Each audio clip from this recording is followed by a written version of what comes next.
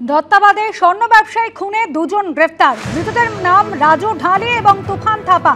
খুনের ঘটনার সঙ্গে সরাসরি যোগ ধৃতদের, এমনই দাবি পুলিশের। ধৃতদের মধ্যে একজন রাজু ঢালি, কলকাতায় বিডিওর গাড়ির চালক, এবং অন্যজন তুফান থাপা, দ্বিতীয় ব্যক্তি বিডিও ঘনিষ্ঠ। সরাসরি চলে যাব ময়ূক ঠাকুর চক্রবর্তী, আমাদের প্রতিনিধি রয়েছেন আমাদের সঙ্গে। ময়ূক, এই রাজু ঢালি এবং তুফান থাপা এই অপহরণ এবং খুনের ঘটনার সঙ্গে কিভাবে জড়িত?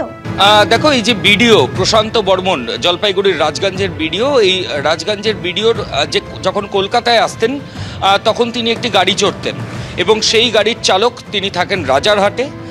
তার নাম রাজু ঢালি। অর্থাৎ রাজগঞ্জের বিডিও প্রশান্ত বর্মনের কলকাতায় যখন তিনি আসতেন যে গাড়ি চড়তেন সেই গাড়ির চালক এই অপহরণ এবং খুনের মামলায় গ্রেফতার হয়েছেন। তার নাম রাজু ঢালি এবং আরেকজনের নাম তুফান থাপা। এই তুফান থাপাকে বিধাননগর কমিশনারেট অ্যারেস্ট করেছে উত্তরবঙ্গ থেকে এবং এই তুফান থাপাও বিডিওর ঘনিষ্ঠ কন্ট্রাক্টর, ঠিকাদার।